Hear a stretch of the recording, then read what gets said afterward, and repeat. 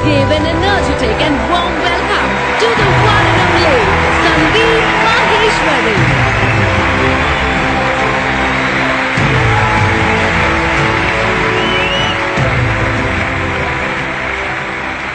Good morning, everybody! एक छोटी सी request है, एक्सक्यूज मी, आप लोग जो आगे बैठे हुए हैं, स्टेज पे ना लाइट बहुत ज्यादा है, जिसकी वजह से मुझे पीछे तक दिख नहीं रहा है। तो आप एक बार चेक करके बताएंगे पूरा स्टेडियम खाली पड़ा है क्या?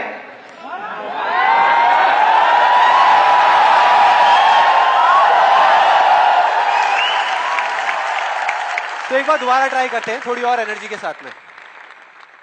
Good morning everybody!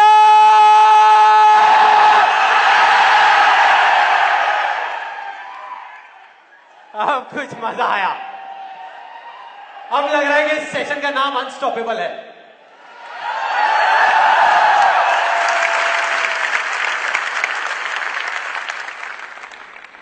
ओके, अब बात करते हैं मेरी। मैं इतना एक्साइटेड क्यों हो रहा हूं? देखो, बहुत सिंपल है। अपने हर सेशन से पहले 15 से 20 मिनट के लिए मैं अपनी आंखें बंद कर लेता हूं। और जब माइंड पूरे तरीके से ब्लैंक हो जाता है, जब माइंड में कोई थॉट्स नहीं होते, तो अपने आप से एक क्वेश्चन करता हूं कि अगर ये दिन मेरी जिंदगी का आखिरी दिन हो और मुझे किसी तरीके से पता चल जाए कि मैं कल सुबह नहीं उठने वाला, तो मैं आज क्या करूंगा? ये मेरा क्वेश्चन होता है। और उसके सिर्फ 2 ऑप्शंस होते हैं मेरे पास में, 2 जवाब होते हैं और मैं दूसरे ऑप्शन को चुनता हूं। पहला ऑप्शन कि कल जो होने वाला है उसको सोच सोच करके मैं रोता रहूं और परेशान हो जाऊं। दूसरा ऑप्शन कि जो मेरे पास कुछ घंटे बचे हुए हैं ना, उसमें कुछ ऐसा कर जाऊं, कुछ भी, कि जानने के बावजूद भी कि मैं कल सुबह नहीं उठने वाला, फिर भी आज रात को चैन से सो सकूं, बढ़िया नींद आए।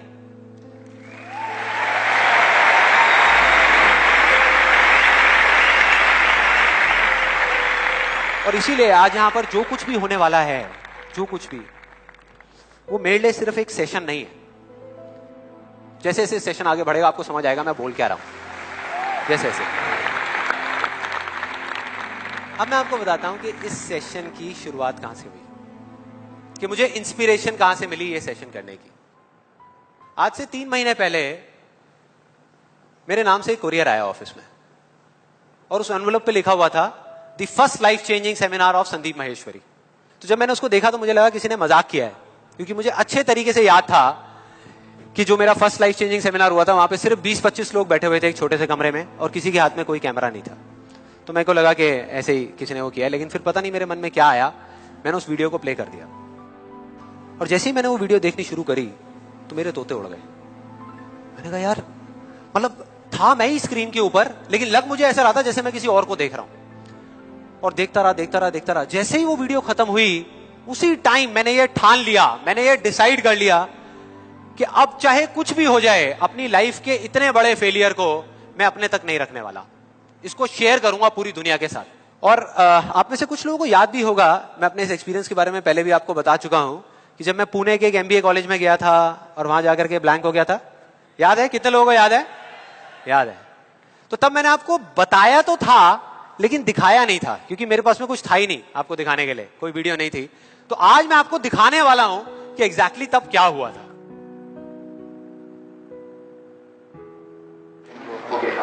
Good afternoon, everybody. Just call me Sandeep, don't call me sir. And just a few confessions before I start off this session. The first one is, please don't look at me like this with all these frowning faces, because that makes me nervous. And to be honest with you, this is the first time that I am speaking in front of so many people. And second thing is,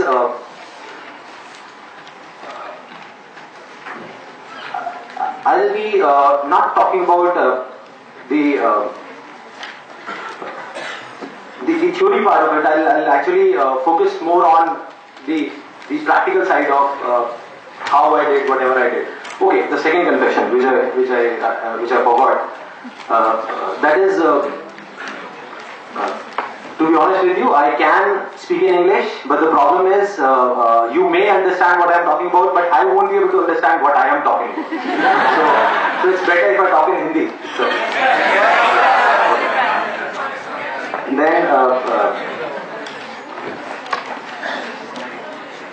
coming on to the point directly, the secret of what I feel is of my success. I started my career, I think, at the age of 13, and okay, so I'll come on Hindi. So I'm sorry. Yeah, so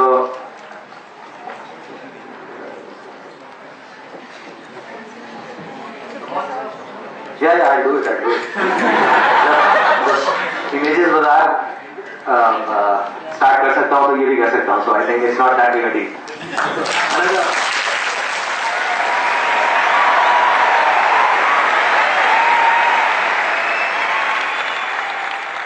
आपने देखा मेरी क्या हालत हुई थी?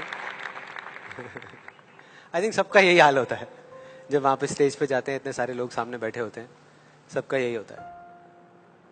तो जब मैंने ये वीडियो देखी तो मेरे दिमाग में सिर्फ एक ही चीज चल रही थी, सिर्फ एक, कि ऐसा क्यों हुआ कि मैं अपना इतना बड़ा मजाक उड़वाने के बाद भी बाज नहीं आया, और क्या वजह है कि मैं वहां से यहां तक आ गया. लेकिन मुझे ना इसका एग्जैक्ट जवाब नहीं मिल रहा था. मतलब मुझे समझ नहीं आ रहा था कि इसके पीछे वजह क्या है. और फिर फाइनली एक दिन वो वजह समझ आई. मैंने एक कहानी पढ़ी कहीं पर, और उस कहानी के जब मैं अंदर तक गया तो मेरे को समझ आया कि हाँ, ये वजह है.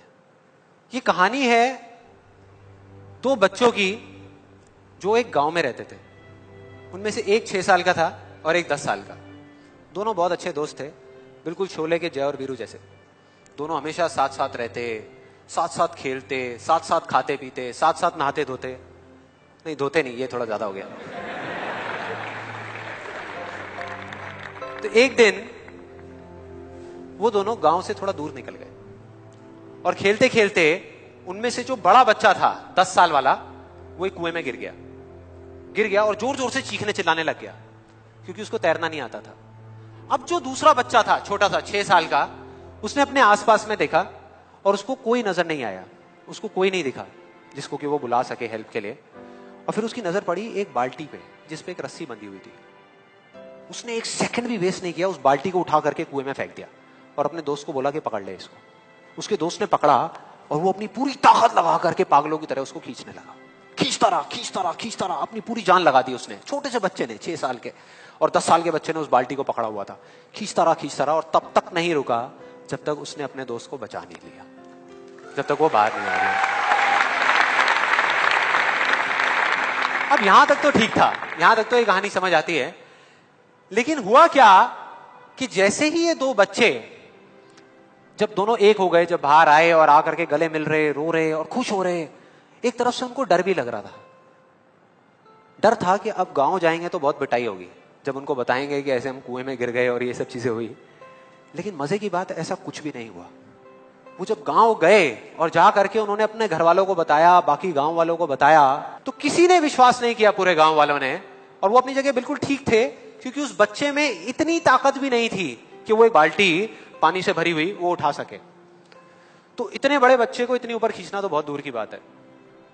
लेकिन एक आदमी था उस गांव में, उसने विश्वास कर लिया. उनको सब रहीम चाचा कहते थे, उस गांव के सबसे समझदार बुजुर्गों में से एक. और सबको लगा कि यार ये कभी झूठ नहीं बोलते, अगर ये कह रहे हैं तो जरूर कोई ना कोई बात होगी, कोई ना कोई वजह होगी जिस वजह से ऐसा कह रहे हैं. और फिर सारे गांव वाले इकट्ठे होकर के उनके पास में गए और जाकर के बोले कि देखो जी, हमें तो कुछ समझ आ नहीं रहा, आप ही बता दो कि ऐसा कैसे हो सकता है. तो उनको हंसी आ गई. वो बोले कि यार इसमें मैं क्या बताऊं, वो बच्चा बता तो रहा है उसने कैसे किया. बाल्टी को उठा करके कुएं में फेंका, उसके दोस्त ने बाल्टी को पकड़ा, उसने रस्सी को खींचा और अपने दोस्त को बचा लिया. तो आपको पता तो है उसने कैसे किया, बच्चा बता तो रहा है, इसमें मैं क्या बताऊं. तो सारे गांव वाले उनकी शक्ल देख रहे. फिर कुछ देर बाद वो बोले कि सवाल ये नहीं है कि वो छोटा सा बच्चा ये कैसे कर पाया, सवाल ये है कि वो ये क्यों कर पाया, कि उसके अंदर इतनी ताकत कहां से आई है. और बोले इसका सिर्फ एक जवाब है, सिर्फ एक, कि जिस वक्त उस बच्चे ने ये किया, उस टाइम पे उस जगह पर दूर दूर तक कोई नहीं था उस बच्चे को यह बताने वाला कि तू ये नहीं कर सकता।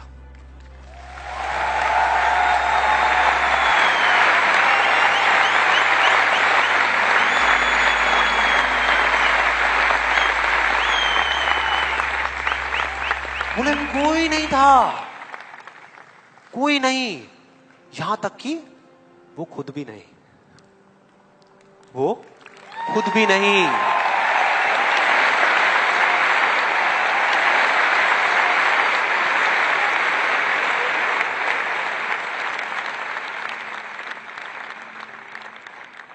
अब मैं आप लोगों से पूछता हूं कि अगर कुछ ऐसा हो जाए, अगर आपको भी उस बच्चे की तरह किसी की आवाज सुनाई ना दे जो आवाजें आपको रोकती है, ना किसी और की ना अपनी, तो क्या होगा? मजा आ जाएगा, राइट?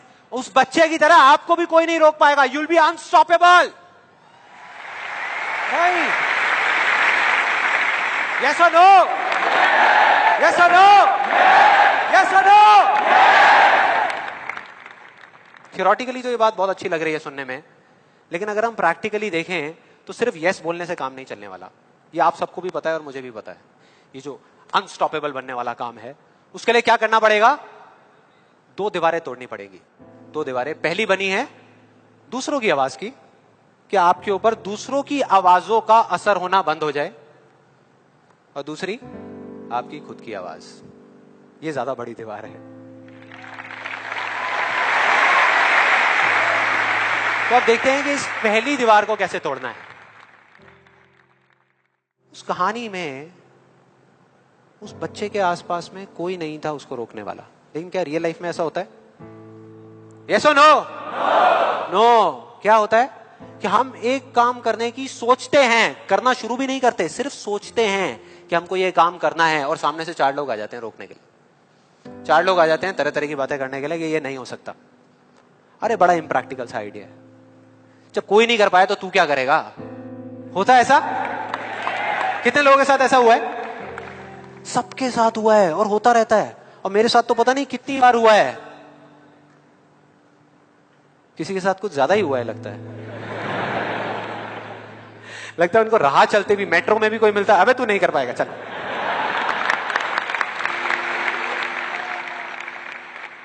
तो अब सवाल ये उठता है कि ऐसे में हम क्या करें? ऐसे में जो ऐसी बातें आपको बोल रहे हैं, ना तो आप उनका मुंह बंद कर सकते हो, ना अपने कान बंद कर सकते हो, क्योंकि वो लोग कोई राह चलते लोग नहीं होते, वो आपके अपने होते हैं। आपके अपने फ्रेंड्स हैं, रिलेटिव्स हैं, आपके घर में हैं, आपके ऑफिस में हैं। तो मैं आपको ये नहीं बोल सकता कि आप क्या करो ऐसी सिचुएशन में, लेकिन मैं ये बता सकता हूं कि मैं क्या करता था। जैसे ही कोई बोलता था मेरे को, या आज भी अगर बोलता है कि ये नहीं हो सकता या तू ये नहीं कर सकता, तो मैं ना चुप रहता हूं, ना उनसे लड़ता हूं। मैं सिर्फ एक वर्ड में उनसे एक सिंपल सा क्वेश्चन पूछता हूं, एक वर्ड में। क्यों? क्यों नहीं कर सकता? क्यों नहीं हो सकता? और जैसे ही मैं ये करता हूं उसके बाद बहुत मजा आता है। आप कभी करके देखना, बहुत मजा आएगा। 90% लोग ऐसे मिलेंगे आपको जिनके पास में इस क्यों का जवाब ही नहीं होगा। जवाब ही नहीं होगा। नहीं, तो सोच में पड़ जाते हैं। जैसे मैं पूछता ना क्यों, हाँ क्या, क्यों, ये कैसा सवाल है? तो ये है वो 90% लोग जिनके पास में कोई जवाब ही नहीं होता, या होता भी है तो वो इतना फनी होता है कि आप चाह करके भी अपने आप को हंसने से नहीं रोक पाओगे। जैसे एक बार मेरे साथ हुआ था, जब मैं करीबन आई थिंक 18 साल का था और मैंने नया फोटोग्राफी का कोर्स किया था। तो हमारे घर में एक छोटा सा फंक्शन चल रहा था, और वहां पर मैं अपनी मदर के साथ और फादर के साथ में खड़ा हुआ कुछ बातें कर रहा था। इतनी देर में एक सामने से आंटी आई और आकर के बोली, संदीप। हाँ जी आंटी। बेटे क्या नया चक्कर चल रहा है तेरा आजकल? मैं डर गया। मैं मन ही मन सोच रहा, मैंने कहा इनको कैसे पता लगा मेरे नए अफेयर के बारे में? और ही चला गया। फिर मैंने उनको देखा और डरते डरते उनसे मैंने कहा कि भाई आंटी जी क्या मतलब, मैं कुछ समझा नहीं, कौन सा चक्कर, क्या क्या कौन सा? तो आंटी ने बोला, कहते क्यों, तू ये फोटोग्राफी नहीं कर रहा आजकल? ये फोटोग्राफी का कोर्स नहीं किया तूने? तो उन्होंने बोला, मेरी थोड़ी सी जान में जान आई। मैंने कहा अच्छा, फोटोग्राफी की बात हो रही थी। फिर उन्होंने बोला, बेटा अगर तू बुरा ना माने तो एक बात कहूं। मैंने कहा नहीं नहीं आंटी बोलिए ना। बेटे मेरी अगर तू माने ना, तो ये जो तू फोटोग्राफी के चक्करों में पड़ा है ना, ये सब बेकार की चीजें हैं। इससे अच्छा ये है कि तू कोई और ढंग का काम कर ले या अपनी पढ़ाई लिखाई में ध्यान दे। मैंने वही किया जो मैं हमेशा करता था। मैंने कहा क्यों आंटी जी, आपको ऐसा क्यों लगता है कि मेरा फोटोग्राफी में कुछ नहीं हो सकता, ये फोटोग्राफी बेकार की चीज क्यों है? तो उन्होंने जवाब दिया कि मेरी बहन का बेटा भी गया था बॉम्बे यही सब करने के लिए जो तू कर रहा है, और उसको 4 साल हो गए धक्के खा रहा है, उसका कुछ नहीं हुआ अभी तक। मैंने फिर सुना, फिर मैंने दोबारा से वही क्यों को ले आकर के चिपका दिया। मैंने उनसे पूछा, लेकिन आंटी मेरे को कुछ समझ नहीं आया कि अगर वो कुछ नहीं कर पाया तो मैं कुछ क्यों नहीं कर पाऊंगा? सीधा सा क्वेश्चन है यार।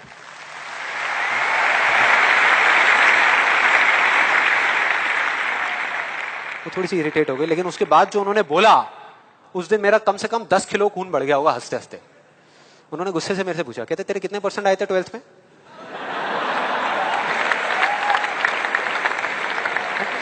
मतलब फोटोग्राफी से इसका कोई कनेक्शन नहीं है दूर दूर तक, लेकिन उनका ये सवाल था कितने % आए थे तेरे 12th में? मैंने कहा जी 85% आए थे आंटी।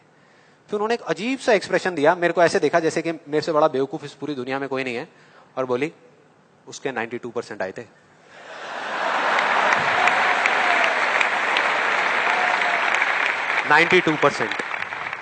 अब बोल।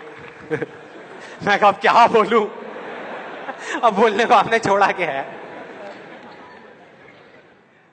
क्या कोई है जो ऐसी बातों को सीरियसली ले सकता है? नो, यस और नो? नो, ले ही नहीं सकते। अब बचे 10% लोग जिनके पास में जवाब होता है, एक जेन्युइन वजह होती है। मतलब वो आपको सिर्फ ये नहीं बोलते कि आप नहीं कर सकते, वो आपको बताते हैं कि वो ऐसा क्यों बोल रहे हैं।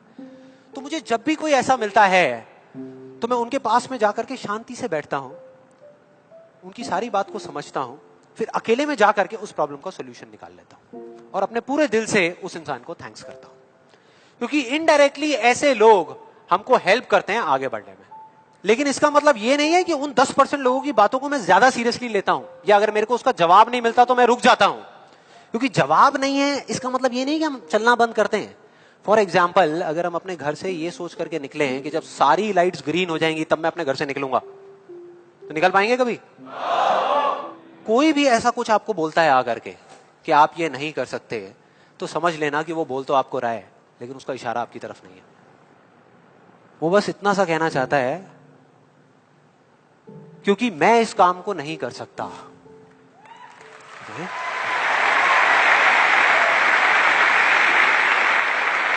वो बस इतना सा कहना चाहता है क्योंकि मैं इस काम को नहीं कर सकता, या मुझे नहीं पता कि इस काम को कैसे करना है, इसलिए मुझे लगता है कि इस पूरी दुनिया में कोई भी नहीं कर सकता।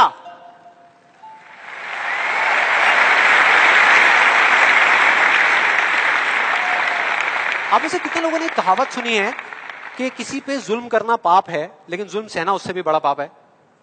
कितने लोगों ने सुनी है? ऑलमोस्ट सबने सुनी है। बिल्कुल इसी तरह से कोई इंसान अगर जिंदगी में कुछ करना चाहता है ना, या कुछ बनना चाहता है, तो उसको जा करके ये बोलना कि तू ये नहीं कर सकता, उसकी हिम्मत को तोड़ना, उसकी उम्मीद को तोड़ना एक बहुत बड़ा पाप है। क्योंकि कई बार कुछ लोगों के पास में सिर्फ एक उम्मीद होती है और कुछ भी नहीं, लेकिन वहीं दूसरी तरफ किसी को इतना हक देना कि वो आ करके आपके सामने खड़ा हो जाए और आपको कुछ भी बोलता रहे, आपकी उम्मीद को तोड़ दे, आपकी हिम्मत को तोड़ दे, और आप चुपचाप खड़े खड़े उसको देखते रहो, कुछ भी ना कहो, कुछ भी ना करो, ये उससे भी बड़ा पाप है।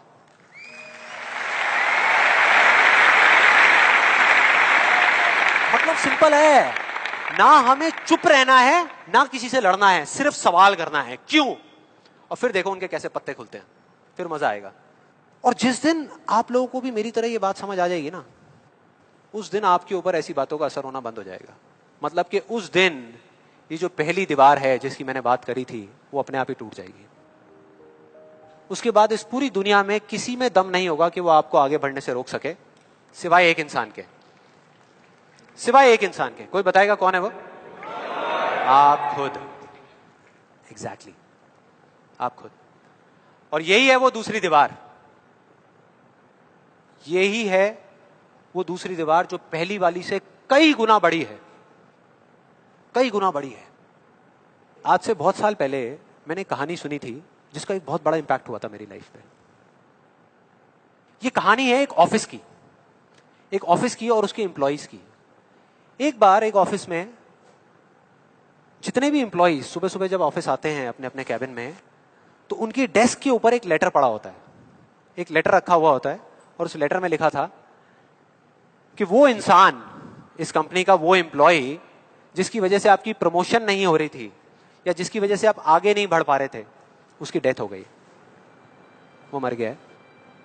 और अब अगर आप आखिरी बार उस एम्प्लॉय की शक्ल देखना चाहते हैं तो ये एड्रेस है, यहां पर अगले 1 घंटे में पहुंच जाइए। जैसे ही उस एड्रेस पे गए तो वहां पर एक कॉफिन पड़ा हुआ था। कॉफिन होता है, उसको जब लोगों ने दूर से देखा तो एक तरफ तो सबको दुख हो रहा था, बुरा लग रहा था कि यार ये नहीं होना चाहिए था, और दूसरी तरफ से उनको थोड़ी बहुत खुशी भी हो रही थी कि चलो अच्छा है, मेरी रास्ते का जो सबसे बड़ा पत्थर था वो हट गया। लेकिन फिर एक एक करके जैसे ही वो लोग उस कॉफिन के पास गए और जा करके उन्होंने उस एम्प्लॉय की शक्ल देखी उस कॉफिन के अंदर, तो उन्हें खुद पे शर्म आने लगी,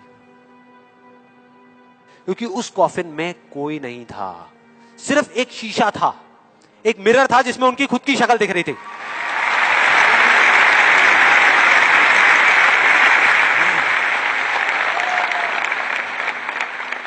हम सब भी तो यही करते हैं अपनी लाइफ में कि सारा ब्लेम उठा करके किसी सिचुएशन पे डाल दिया, किसी और इंसान पे डाल दिया, सब जगह डाल दिया सिवाय एक इंसान के, खुद पे। यहां पर कितने लोग इस बात को मानते हैं जो मैंने अभी अभी कही कि आपके रास्ते का सबसे बड़ा पत्थर और कोई नहीं, आप खुद ही हो? कितने लोग मानते हैं? सब लोग मानते हैं। लेकिन एक चीज और है यहां पर बहुत मजेदार, कि कोई भी इंसान, कोई भी, चाहे वो आप हो, चाहे मैं हूं, चाहे कोई भी है, वो जान करके अपने रास्ते का पत्थर क्यों बनेगा? अपना ही नुकसान क्यों करेगा? अपना ही दुश्मन क्यों बनेगा? फॉर एग्जाम्पल, अगर अभी मैं यहां पर थोड़ी सी लकड़ियां इकट्ठी करके आग लगा दूं और आप लोगों से रिक्वेस्ट करूं कि यार प्लीज मेरी खातिर 5 मिनट के लिए आ करके इस आग में जल जाओ, 5 मिनट के लिए, कुछ नहीं होगा, मैं गारंटी दे रहा हूं, आपको बिल्कुल भी दर्द नहीं होगा, बहुत मजा आएगा। कितने लोग तैयार हैं यहां पर आने के लिए? कितने लोग तैयार हैं? हाँ, जो 1-2 लोग हाथ ऊपर उठा रहे हैं ना, उनको लग रहा है कि मैं भुट्टा सेकने की बात कर रहा हूं। भाई साहब, आपको सेकने की बात हो रही है उस आग में। कोई नहीं आएगा, कोई नहीं आएगा। क्यों? क्योंकि कोई भी इंसान हो वो जानबूझ करके अपना नुकसान कभी नहीं करेगा, कभी भी नहीं करेगा।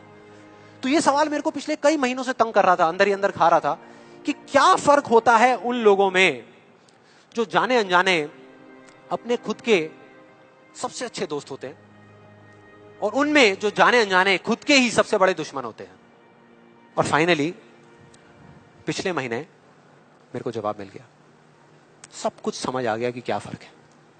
मैं रोज की तरह अपने घर के पास वाले एक पार्क में वॉक कर रहा था और एकदम से ही बहुत तेज बारिश शुरू हो गई, बारिश होने लगी एकदम तेज।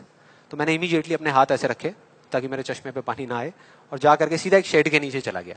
उसके कुछ सेकंड्स के अंदर अंदर उस शेड के नीचे और भी बहुत सारे लोग इकट्ठे हो गए। लोग तरह तरह की बातें कर रहे थे, मैं अपने आसपास में सुन रहा था। लेकिन मैंने एक चीज नोट करी कि ज्यादातर लोग, उनका ध्यान बारिश की तरफ नहीं था, बारिश की वजह से होने वाली जो प्रॉब्लम्स थी उसकी तरफ था। जैसे मेरे यहाँ पे थोड़ा सा आगे जाकर के 2 लड़के खड़े हुए थे, वो आपस में बात कर रहे थे कि भाई आज ट्रैफिक का बड़ा बुरा हाल होने वाला है, बारिश इतनी तेज हो रही है। तो वो इस तरीके की बातें कर रहे। एक वहां पे अंकल जी थे पीछे, वाइफ को बोल रहे थे कि भाई मैंने तेरे को पहले ही कहा था कि छाता रख ले, छाता रख ले, अब देख मैं ऑफिस के लिए लेट हो जाऊंगा। तो इस तरह की बातें हो रही थी, तरह तरह की।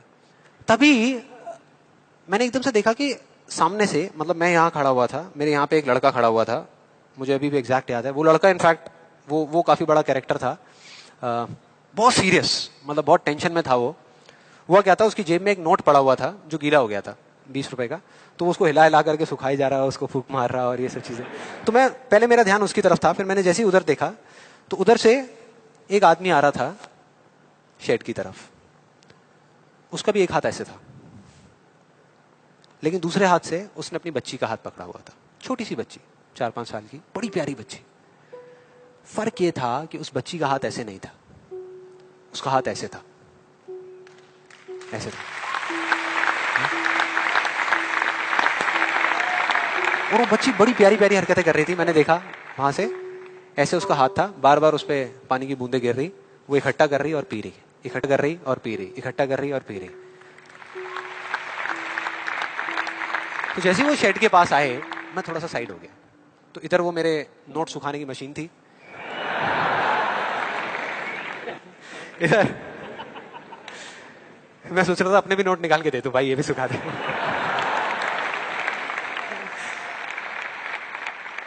इधर वो बच्ची खड़ी हुई थी, वो छोटी सी प्यारी सी, और मेरा फिर पूरा ध्यान उस बच्ची की तरफ ही था, इतनी इतनी प्यारी बच्ची। और इधर उसके पापा अपने मोबाइल पे कुछ काम कर रहे थे। वो बच्ची को अभी भी चैन नहीं आया, शेड के नीचे आ गई, लेकिन अभी भी बार बार अपना हाथ बाहर निकाल के, एक हाथ से पापा को पकड़ा हुआ डर रही, दूसरे हाथ से ऐसे बाहर निकाल के बार बार पानी भर रही और पी रही।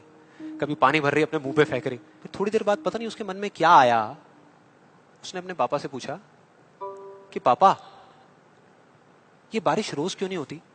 बड़ा अजीब सा क्वेश्चन था। उसके पापा ने कहा, वो अपने मोबाइल पे लगे हुए थे, हाँ बेटा होगी होगी, रोज होगी, रोज होगी, रोज होगी। वो बच्ची फिर अपने खेल में लग गई। फिर थोड़ी देर बाद पता नहीं क्यों उसने दोबारा से पूछा अपने पापा से, बताओ ना पापा, रोज क्यों नहीं होती? इस बार उसको कोई जवाब नहीं मिला, लेकिन मुझे मिल गया। मुझे सब कुछ समझ आ गया कि क्या वो वजह है, क्या फर्क होता है उन लोगों में जो खुद के सबसे अच्छे दोस्त होते हैं और खुद के सबसे अच्छे दुश्मन होते हैं। क्या फर्क है उन दोनों लोगों में? देखो बहुत सिंपल है। जब बारिश होती है आसमान से, हम सबके ऊपर होती है, क्या एक जैसे होती है या अलग अलग तरीके से होती है? एक जैसे होती है, कोई पार्शियलिटी नहीं करती। आप अमीर हो, गरीब हो, काले हो, गोरे हो, बच्चे हो, बड़े हो, कोई फर्क करती है क्या बारिश? नहीं करती, सब पे एक जैसी होती है। बिल्कुल उसी तरह से वो शक्ति, वो एनर्जी जिससे पूरी दुनिया चल रही है, जिससे अभी अगर आप अभी फील करने की कोशिश करो, आपकी सांसें चल रही है, मेरी सांसें चल रही है। जिस शक्ति में इतनी ताकत है कि अगर वो चाहे तो एक सेकंड भी नहीं लगेगा, इस पूरी दुनिया को खत्म कर सकती है, और एक सेकंड के 1 करोड़वें हिस्से में इस दुनिया को दोबारा से बना भी सकती है। उसको आप साइंटिफिकली चाहे एनर्जी का नाम दे दो, चाहे स्पिरिचुअली भगवान कहो, आत्मा कहो, परमात्मा कहो, कुछ भी कहते रहो, उससे कोई फर्क नहीं पड़ता। और बिल्कुल उस बारिश की तरह उस शक्ति की भी बारिश हम सब पर होती रहती है, उस एनर्जी की भी बारिश होती रहती है, और सब पर एक जैसे होती है। फिर चाहे आप अमिताभ बच्चन हो, बिल गेट्स हो, कोई भी हो, कोई फर्क नहीं पड़ता। आप इस स्टेज पे खड़े हो या वहां बैठे हो, कोई फर्क नहीं पड़ता। तो फर्क क्या है? देखो बहुत सिंपल है, वही फर्क जो उस बारिश में था, जो मैंने नोट किया उस बच्ची के बीच में और औरों के बीच में। कुछ लोगों का हाथ ऐसे होता है और कुछ का ऐसे होता है, यही फर्क।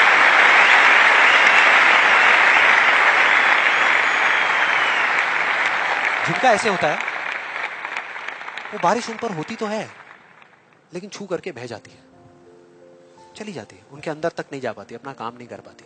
लेकिन जिनका ऐसे होता है, वो उसको पी लेते हैं, उनके अंदर चली जाती है, और उसके बाद में जो काम करती है वो एनर्जी करती है, नाम इंसान का हो जाता है।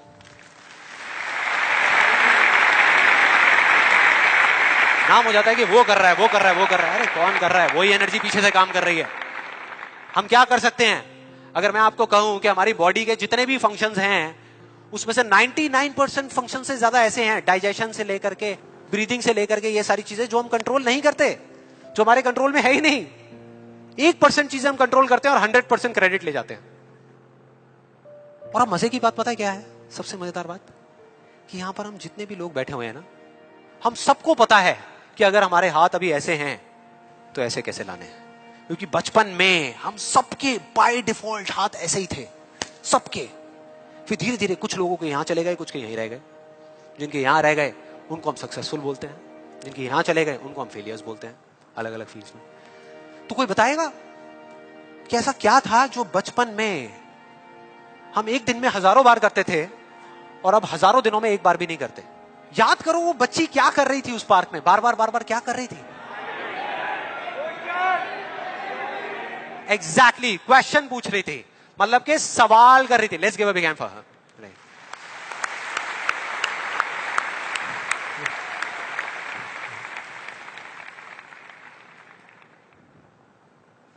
सवाल, ऐसा क्यों होता है? हम ऐसा क्यों करते हैं? बताओ ना पापा, हम ऐसा क्यों करते हैं? कोई जवाब नहीं मिला, हमने सवाल पूछने बंद कर दिया। आज हमारे पास में टाइम ही नहीं है, कि एक दिन में कुछ सेकंड्स के लिए रुक करके हम अपने आप से पूछें कि भाई जो मैं कर रहा हूं वो कर क्यों रहा हूं? पता ही नहीं है, ध्यान ही नहीं है उस तरफ। और जब तक उस तरफ ध्यान नहीं होगा कुछ नहीं होगा। और सिर्फ उस पर विश्वास मत करो जो मैं बोल रहा हूं, हिस्ट्री को उठा करके देख लो। कोई भी इंसान किसी भी फील्ड में अगर सक्सेसफुल हुआ है तो उसमें और बाकी लोगों में क्या फर्क था? क्या वो दूसरों से ज्यादा इंटेलिजेंट था? क्या उनके पास दूसरों से ज्यादा जवाब होते हैं? यस और नो? नो। उनके पास में दूसरों से ज्यादा अच्छे सवाल होते हैं। हर चीज में एक ही सवाल कि अगर ये दुनिया ऐसी है तो ऐसी क्यों है, और क्यों मैं इस दुनिया को बदल नहीं सकता? अगर पूरी दुनिया मुझे ये कहती है, मेरे घर वाले मुझे कहते हैं कि मेरी तो किस्मत ही खराब है, मेरी हाथ की लकीरों में ही कमी है, तो क्यों मैं अपनी हाथ की लकीरों को नहीं बदल सकता? हर चीज में एक ही सवाल।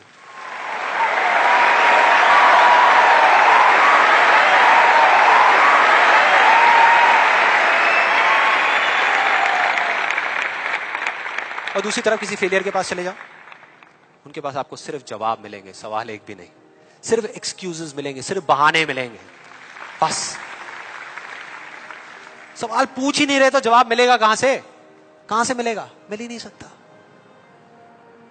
तो मैं क्या कह रहा हूं कि लाइफ में आप जो कुछ भी कर रहे हो, जो भी, उससे कोई फर्क नहीं पड़ता, लेकिन अगर आपके पास में इस क्यों का बिल्कुल क्लियर जवाब है तो उस काम को आप पूरे विश्वास के साथ कर रहे हो। और अगर इस क्यों का जवाब ही नहीं है तो आप सिर्फ उस काम को अंधविश्वास पे कर रहे हो, जो आज नहीं तो कल टूटेगा ही टूटेगा। फॉर एग्जाम्पल, मैं आपको एक रियल लाइफ एग्जाम्पल से बताता हूं। क्या कभी आप लोगों के साथ ऐसा कुछ हुआ है कि घर में कोई बड़ा सा फंक्शन चल रहा हो, जैसे किसी की शादी हो रही हो, और वहां पे कोई रिलेटिव बीमार हो गया? हुआ है?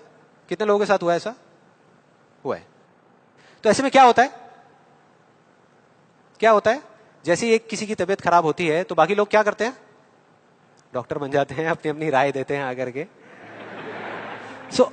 मेरी फैमिली में भी एग्जैक्टली बिल्कुल ऐसा ही हुआ था। मेरी एक कजिन सिस्टर की शादी थी और मेरे एक अंकल आए हुए थे अब्रॉड से।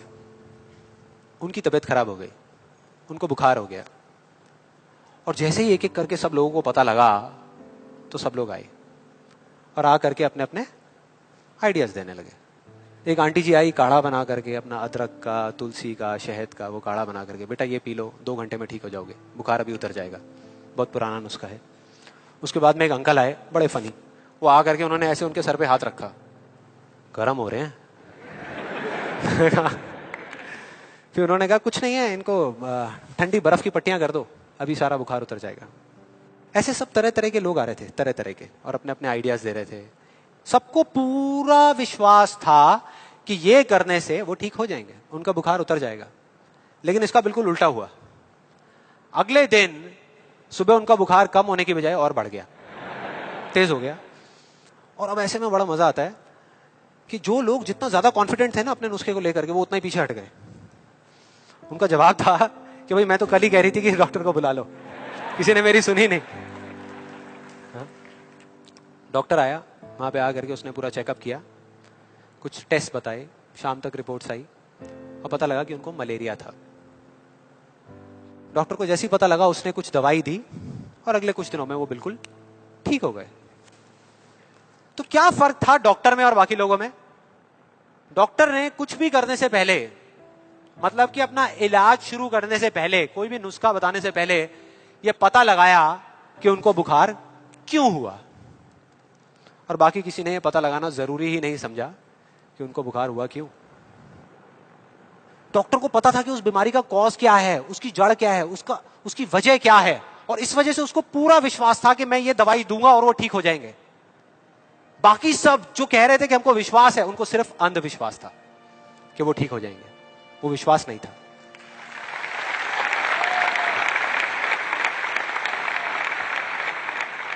इन दोनों के बीच में ना इतना एक बिल्कुल पतली सी लाइन का फर्क होता है, विश्वास में और अंधविश्वास में, जिस वजह से बहुत बार हम अपने अंधविश्वास को विश्वास का नाम दे देते हैं। और इसका आज की डेट में सबसे बड़ा एग्जाम्पल, सबसे बड़ा, वो है लॉ ऑफ अट्रैक्शन। सुना है यहां पे? कितने लोगों ने सुना है लॉ ऑफ अट्रैक्शन के बारे में? ऑलमोस्ट सबने सुना है। अब यह बहुत मजेदार है, लॉ ऑफ अट्रैक्शन। मुझे बहुत लोग मिल चुके हैं, मतलब काफी लोग मिले हैं जो आ करके मुझसे पूछते हैं कि भाई आपके हिसाब से आपको क्या लगता है कि लॉ ऑफ अट्रैक्शन काम करता है या नहीं करता। तो मेरा सिंपल सा जवाब होता है कि अगर आप मेरा जवाब चाहते हो तो जवाब है हाँ, कि ये काम करता है। साइंटिफिकली जिसको बोलते हैं law of cause and effect, और स्पिरिचुअली जिसको बोलते हैं लॉ ऑफ कर्मा, ये उसके ऊपर बेस्ड है।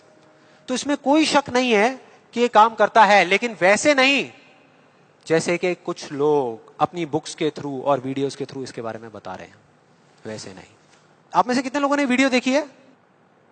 बहुत सारे लोगों ने देखी है, तो आप शायद समझ जाएंगे। बाकी लोगों के लिए मैं थोड़ी एक्टिंग करके दिखाता हूं, अपना वो थोड़ा फिरंगी स्टाइल में, वो जो डबिंग करके बोलते हैं ना, ये बिल्कुल एक अलादीन के चिराग जैसा है।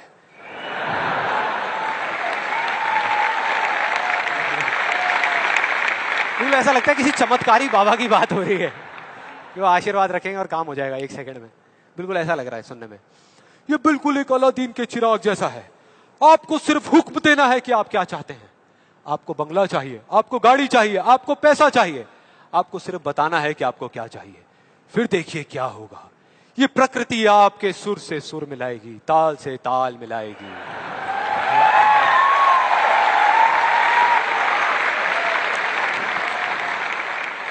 और उसके बाद बड़ा मजा आता है। एक बंदा आता है वहां पे उस वीडियो में, वो आकर के कहता है अच्छा इतना आसान है, तो मैं 3 लड़कियों के साथ डेट पे जाना चाहता हूं।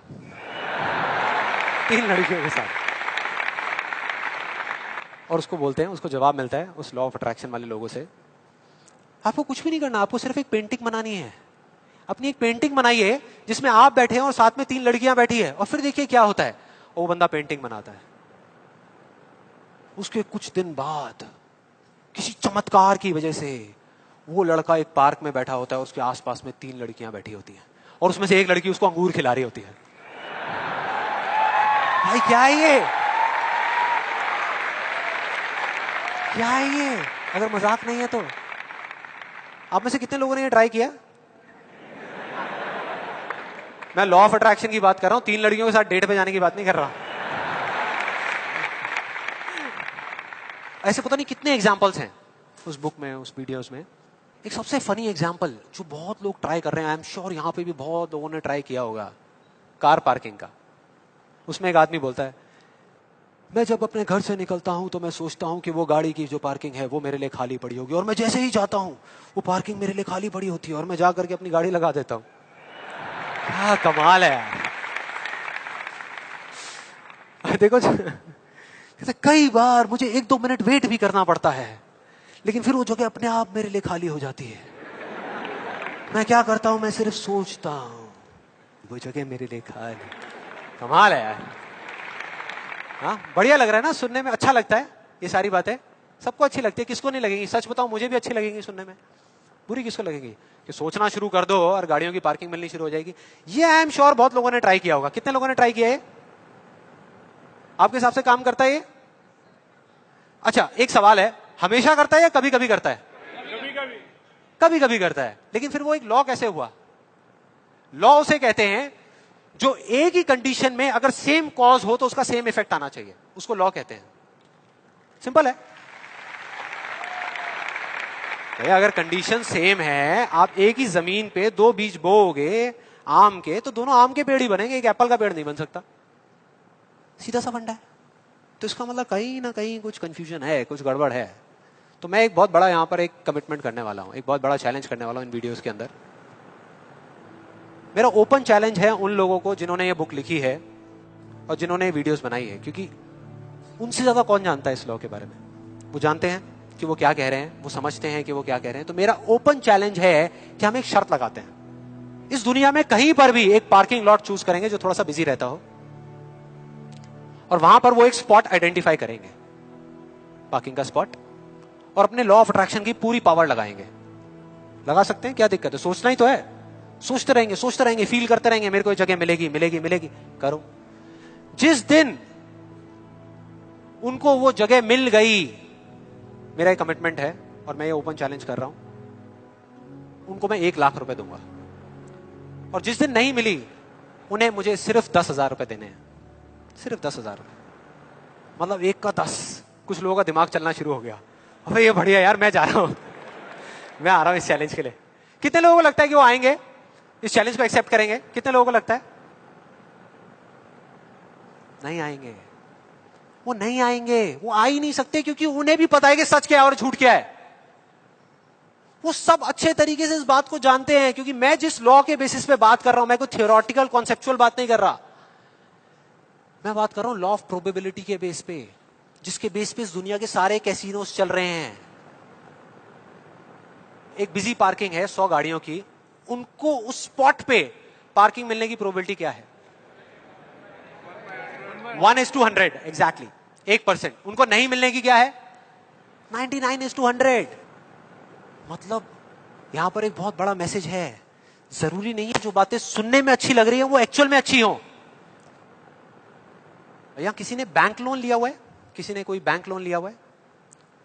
हाँ, तो जो आपने बैंक लोन लिया हुआ है, आपकी मंथली EMI जाती होंगी बैंक को, इंस्टॉलमेंट जाती होंगी, जाती हैं।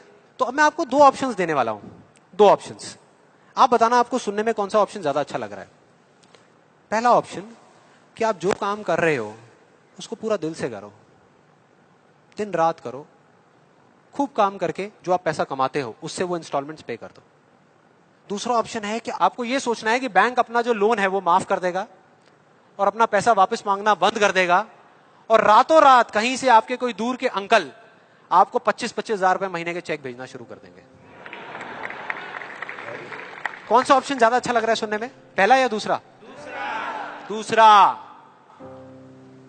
यही वजह है, इसी वजह से ये सब हो रहा है। वो जो झूठ बोल रहे हैं ना, उनकी कोई गलती नहीं है, वो ही बोल रहे हैं जो लोग सुनना चाहते हैं, और वो नहीं जो सच है, क्योंकि सच बहुत कम लोग सुनना चाहते हैं। इस वजह से सारी चीजें हो रही हैं।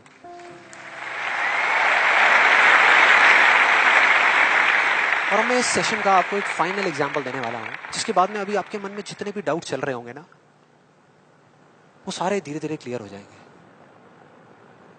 ये एग्जांपल है 2 लड़कों का, 2 लड़कों का जिनकी एज है 18 साल, और दोनों का एक ही डिजायर है कि मेरे को एक BMW गाड़ी चाहिए।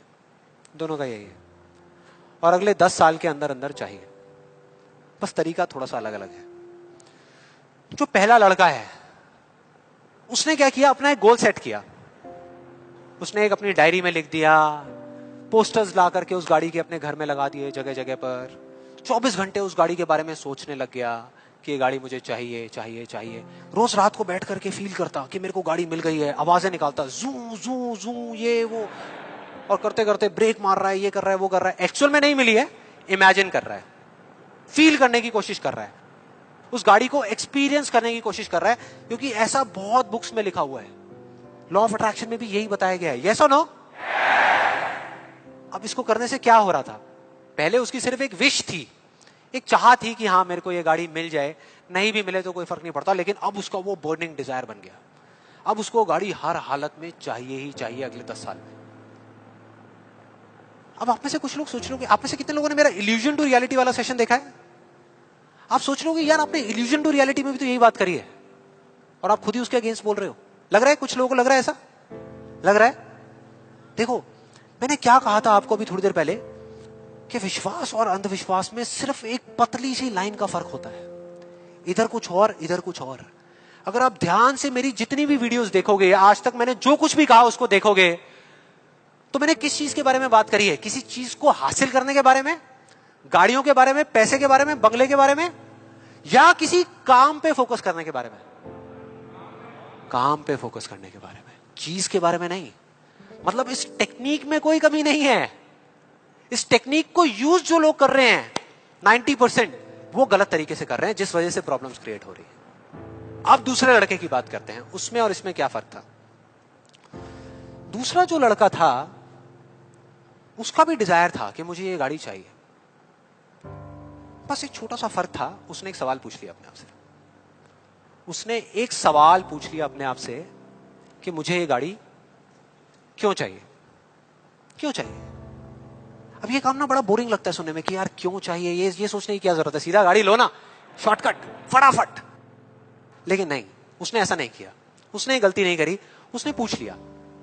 और जब हम सवाल पूछते हैं तो क्या होता है, जवाब मिलता है, जवाब मिलता है, और उसको मिल गया। जवाब ये था कि मैं ये गाड़ी इसलिए चाहता हूं क्योंकि मैं अपने फ्रेंड्स को, अपने रिलेटिव्स को, इस पूरी दुनिया को ये प्रूव करना चाहता हूं कि मैं भी सक्सेसफुल हो सकता हूं।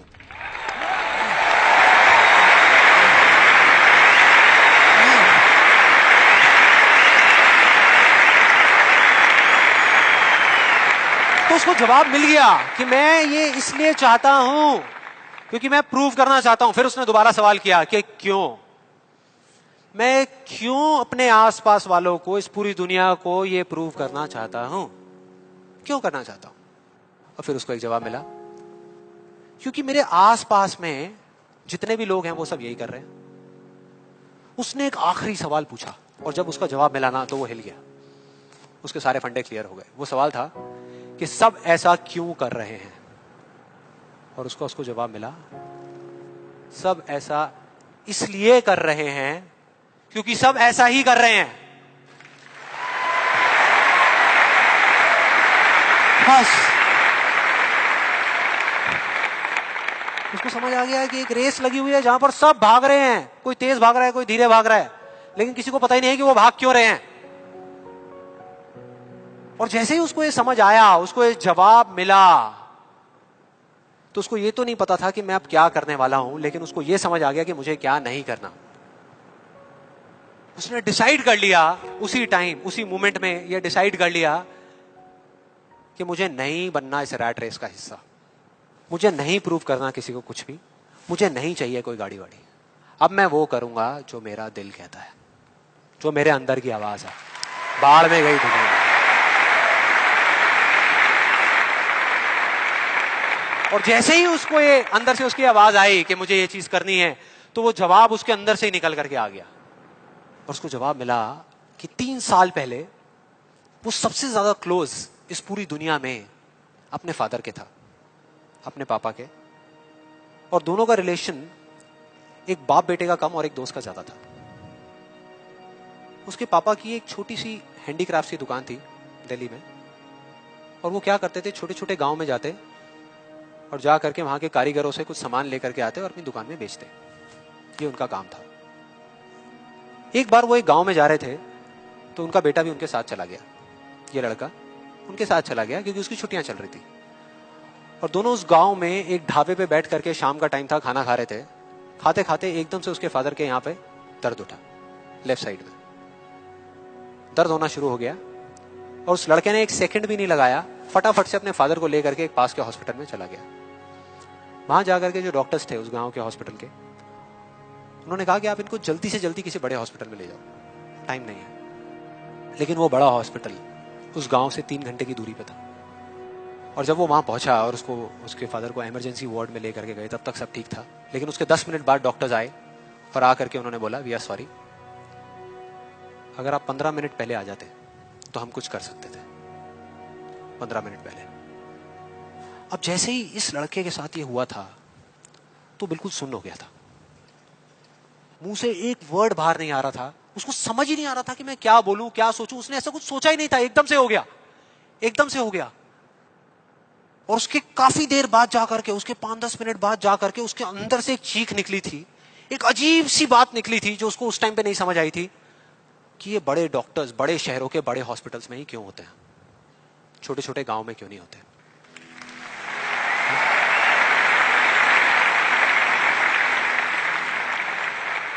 उस टाइम उसको नहीं समझ आया, आज समझ आ गया। उसको समझ आ गया कि मेरे साथ ऐसा क्यों हुआ था, जिससे कि मैं एक डॉक्टर बनूं और जा करके छोटे छोटे हॉस्पिटल्स में काम करूं, ना कि एक गाड़ी खरीदूं।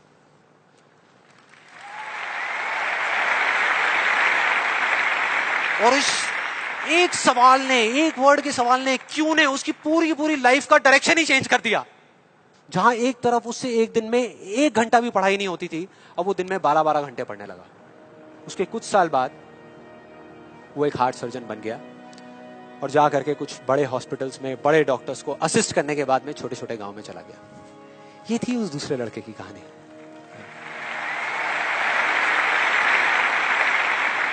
दस साल हो गए हैं, तब दोनों 18 साल के थे, आज दोनों 28 साल के हो चुके हैं।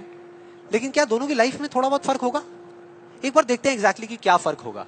जो पहला लड़का था उसने इस लॉ को पूरे विश्वास के साथ प्रैक्टिस किया, लॉ ऑफ अट्रैक्शन को पूरे विश्वास के साथ कि ये काम करता है, करेगा करेगा, इतने लोग बोल रहे हैं गलत थोड़ी होंगे, पूरी दुनिया बोल रही है कि ये काम करता है।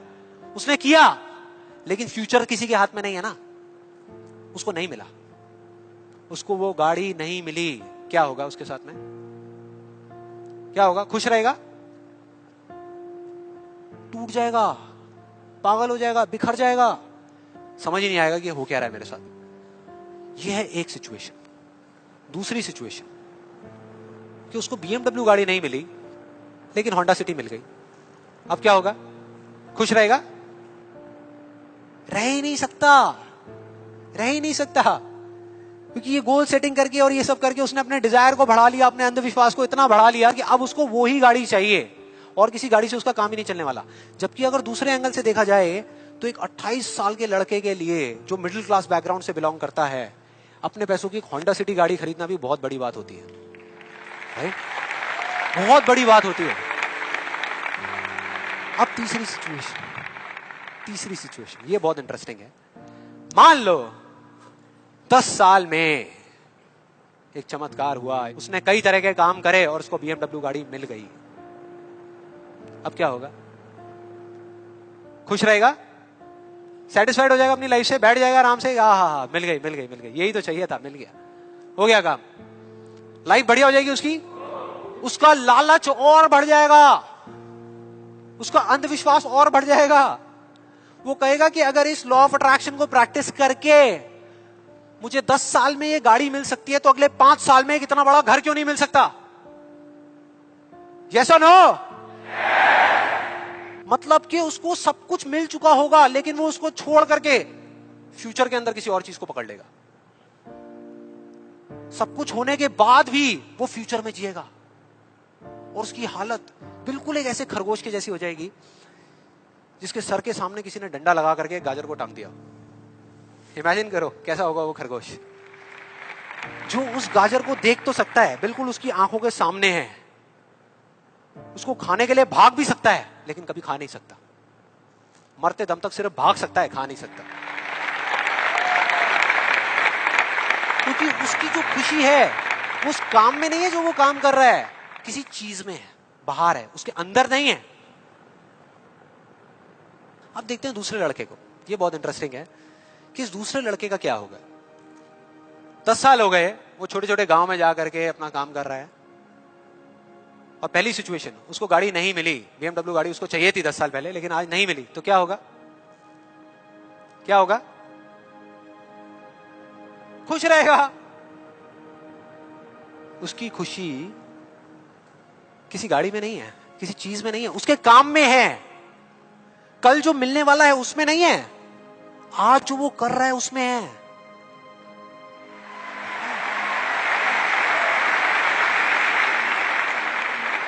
दूसरी सिचुएशन, उसको BMW नहीं मिली, होंडा सिटी मिल गई, तो क्या होगा? तो भी खुश रहेगा, बहुत खुश रहेगा, एब्सोल्युटली। उसने मांगी नहीं थी, फिर उसको मिल गई, बहुत खुश रहेगा। उसको BMW मिल गई तो क्या होगा? खुश रहेगा। लेकिन इस वजह से नहीं कि उसको ये गाड़ी मिल गई, इस वजह से क्योंकि वो जो काम कर रहा है उसमें उसको खुशी मिल रही है। और एक सबसे बड़ा फर्क पता है क्या है यहां पर इन दोनों के अंदर? सबसे बड़ा फर्क अगर आप ध्यान से देखोगे, ये जो दूसरा लड़का है, अगर इसको गाड़ी मिल गई, जो डॉक्टर है, और छिन गई 1 साल बाद, तो क्या होगा? तब भी खुश रहेगा। लेकिन जो पहला है उसका क्या होगा? अरे वो सिर्फ डर में जिएगा, वो सिर्फ डर में जिएगा। जो है उसको खोने का डर, जो मैं चाहता हूं उसके ना मिलने का डर, 24 घंटे सिर्फ डर।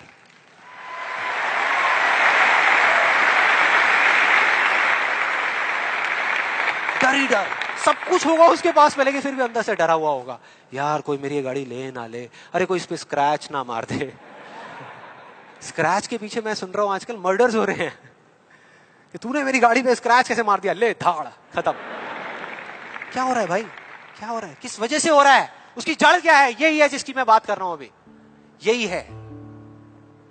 अभी तक मैंने जो कुछ भी कहा है उसको एक लाइन में अगर इन दो के बीच का फर्क आपको बताऊं तो वो ये है, पहला आदमी बोल रहा है कि इस चीज को पाने के लिए मैं कोई भी काम करने को तैयार हूं। और दूसरा बोल रहा है, इस काम को करने के लिए, ये जो मैं अभी कर रहा हूं, मैं अपनी कोई भी चीज गंवाने को तैयार हूं।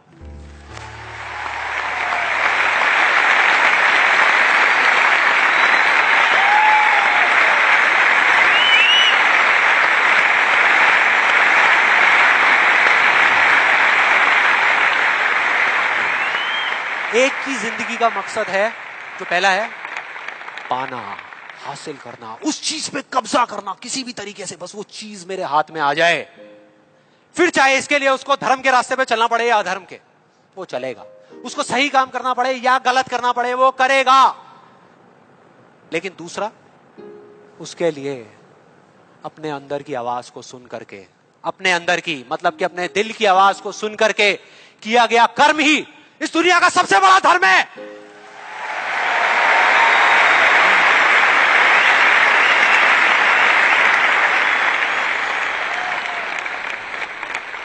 बस यही एक मकसद है उसकी जिंदगी का, अंदर की आवाज को सुनते जाओ, चलते जाओ, सुनते जाओ, चलते जाओ, जो होगा देखा जाएगा।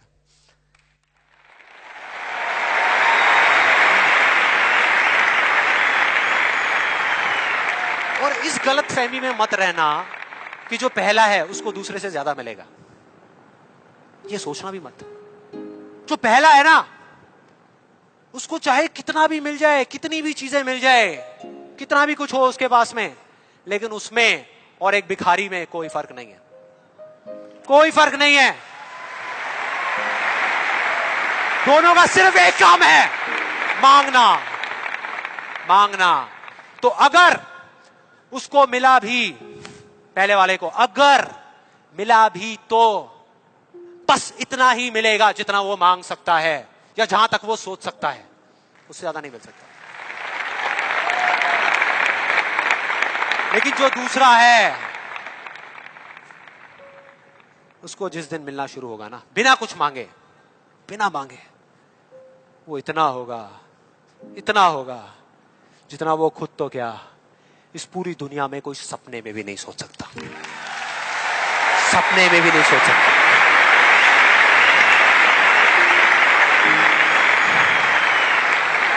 और इसका जो मैं आपको बोल रहा हूं, एक जीता जागता एग्जाम्पल आपके सामने खड़ा है।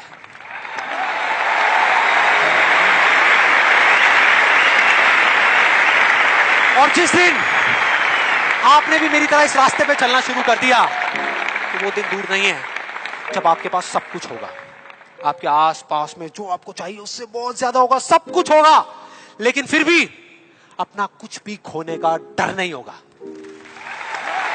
चला जाए, चला जाए, चला जाए, ये जाए, वो जाए, कुछ भी जाए, कोई डर नहीं है।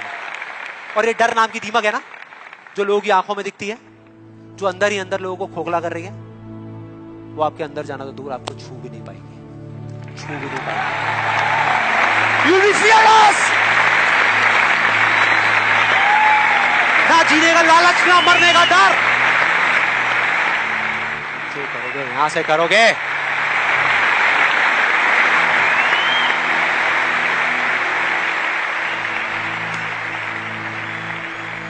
और फिर चाहे आपके रास्ते में एक मुश्किल आए या 1000 आए, कोई फर्क नहीं पड़ता। चाहे एक आदमी आकर के आपको रोकने की कोशिश करे या 1 लाख लोग आकर के आपके सामने खड़े हो जाएं, अरे आपको रोकना तो दूर, किसी में इतना दम भी नहीं होगा कि वो आपको हिला भी सके।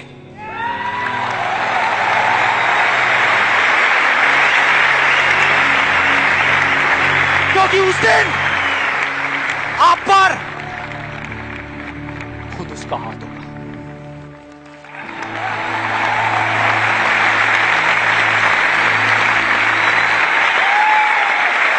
और फिर अगर आप चाहोगे भी ना, चाहोगे भी, तो भी अपने आप को आगे बढ़ने से नहीं रोक पाओगे।